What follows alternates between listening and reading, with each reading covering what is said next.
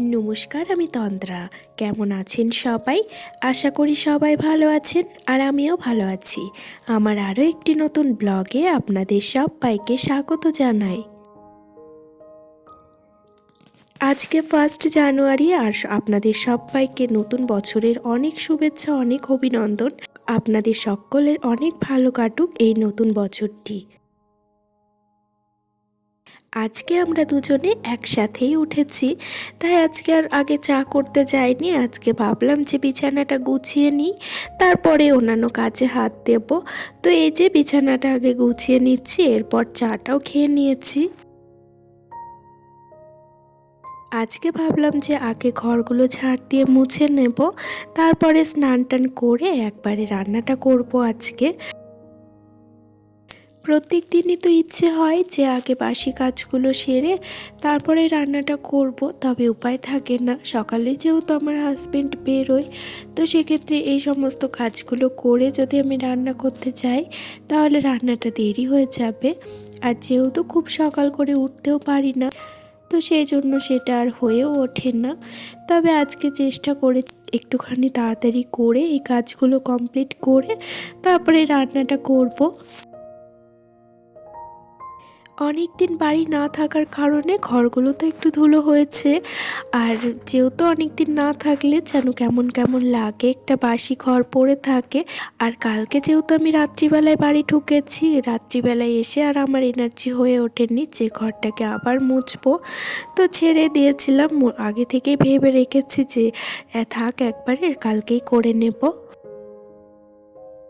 আজকে কিন্তু বেশ ঠান্ডা পড়েছে, মানে কাল থেকেই কিন্তু ঠান্ডাটা পড়েছে। তার উপর আজকে আবার জোরে হাওয়া দিচ্ছে, যে কারণে প্রচণ্ড ঠান্ডা লাগছে, শীত লাগছে।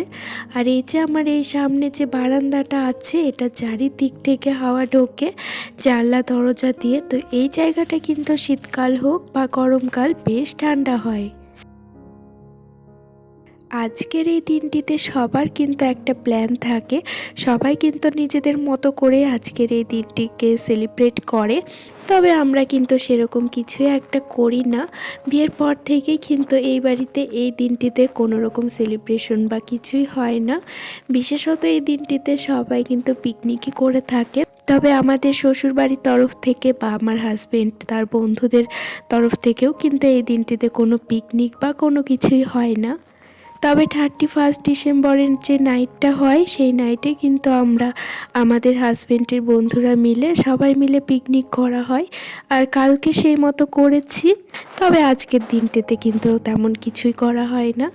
তবে বিয়ের আগে কিন্তু এই দিনটিতে আমরা পিকনিক করতাম, সে আমার পরিবারের সাথে হোক বা আমরা বন্ধু বান্ধবীদের সাথেই হোক। ছোট থেকে যেহেতু এইটা একটা অভ্যেস হয়ে আছে, তো এই দিনটিতে ফাঁকা বসে থাকতে যেন কেমন লাগে। চারিদিকে গান বাজনা, উৎসবের একটা আনন্দ, আর তার মাঝে আমি যেন বাড়িতে বসে আছি, এরকমই একটা মনে হয়। আবার কালকে যেহেতু পিকনিক করেছি, সেটা বলেই আবার মনকে সান্ত্বনা দিয়েও রেখে দিতে হয়। আর মনকে যদি কন্ট্রোলে রাখা যায় তাহলে দুঃখ কষ্ট আনন্দ সবটাই সমান হয়ে যায়, তাই না? আজকে দেখলাম যে উপরে ওঠার এই সিঁড়িটাও বেশ নোংরা হয়েছে। এটা কিন্তু যাওয়ার আগেই মোছার কথা ছিল, তবে সময় হয়ে ওঠেনি, তাই আর মোছা হয়নি।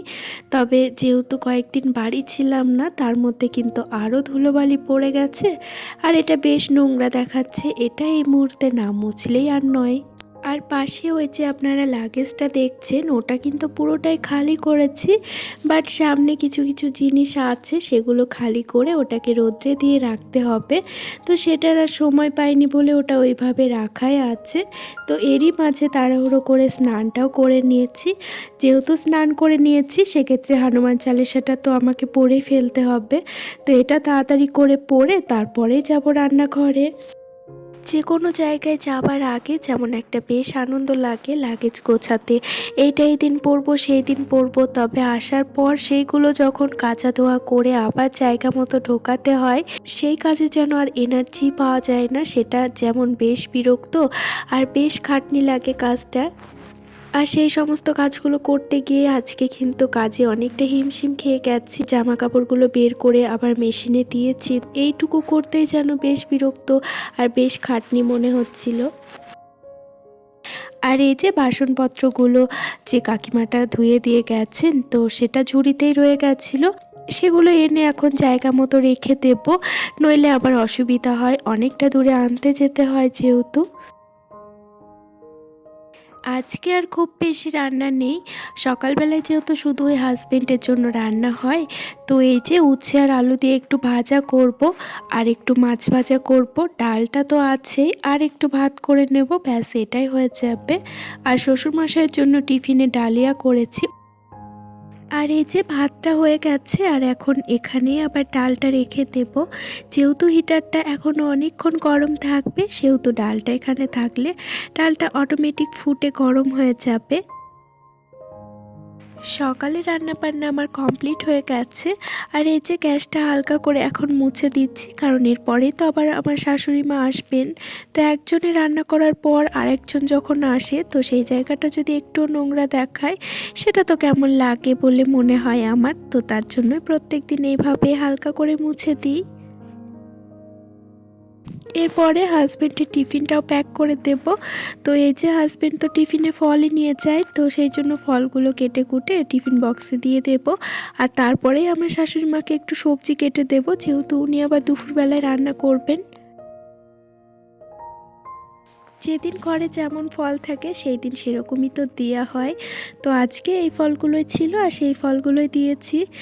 আজকে খেজুরটা স্কিপ করেছি, কারণ প্রত্যেক দিন যদি খেজুর দিই, বলা তো যায় না, খেজুর কিন্তু অনেকটা রিচ ফল, সেই জন্য মাঝে মধ্যে খেজুরটা একটু স্কিপ করে দিই। আর এই যে আপেলটা, এটা কিন্তু খোসা ছাড়িয়ে দিয়েছি, কারণ এখন কিন্তু আপেলের সিজন নয়, তো সেক্ষেত্রে আপেলের যে খোসা থাকে তার উপর কিন্তু মোম দেওয়া থাকে, তো সেটা তো খাওয়া আমাদের শরীরের পক্ষে ভালো নয়, তাই না? সেই জন্যই আনসিজনের আপেলগুলো আমি কিন্তু খোসা ছাড়িয়েই দিই। আর কলাটা কিন্তু খোসা ছাড়িয়ে দিই না, কারণ আমার হাজব্যান্ড আবার খোসা ছাড়িয়ে দিলে কলাটা খেতেও চায় না, আর কলাটা কেমন একটা হয়েও যায় বলে আমার মনে হয়, যেহেতু কলাটা অনেকটা নরম ফল। আর এই যে এখন টিফিনটা নিয়ে উপরের দিকে যাচ্ছি, কারণ অনেকক্ষণ রান্নাঘরে কাটিয়েছি, আর এই যে রান্না করে কিন্তু আমি সোজা উপরে চলে যাই আমার ঘরে রেস্ট নিতে। উপরে তো কেউ থাকে না, পুরোটাই যেন আমি একাই থাকি এরকমই মনে হয়, তো সেখানে গেলে একটু ফ্রিলি থাকা হয়, সব কিছুই যেন একটু ফ্রি মনে হয়, তো সেই জন্যই রান্না করে উপরে চলে যাই। আর এই যে এখন বিকেলবেলা জামা কাপড়গুলো তো সেই নিয়ে গেছিলাম, কাচা ধোয়া করে ভাঁজ করে রেখে দিয়েছিলাম, সেগুলো এখন আবার জায়গা মতো ঢুকিয়ে রাখছি। তো আজকের ভিডিওটা আপনাদের কেমন লাগলো একটি কমেন্ট করে জানাতে ভুলবেন না, ভালো লাগলে একটি লাইক করে দিতে পারেন, আর আমার পাশে থাকার জন্য আমার চ্যানেলটি সাবস্ক্রাইব করে দিতে পারেন। আজকের মতো ভিডিওটি এখানেই শেষ করে দেব। আপনারা সবাই খুব ভালো থাকবেন, সুস্থ থাকবেন, দেখা হবে আবারও পরের ভিডিওতে। শীতকালের সময়টায় জানলাগুলো খেয়ে দিয়ে এসে বা বিকেলবেলাতেই দিয়ে দেওয়ার চেষ্টা করি, কারণ এরপরে যখন শোবো উঠতে উঠতে বেশ সন্ধ্যা হয়ে যাবে, তো তার আগেই যাতে ঠান্ডা এবং মশা দুটোই প্রবেশ করতে না পারে, সেই কারণেই জানলাটা আগেই দিয়ে দেওয়া হয়।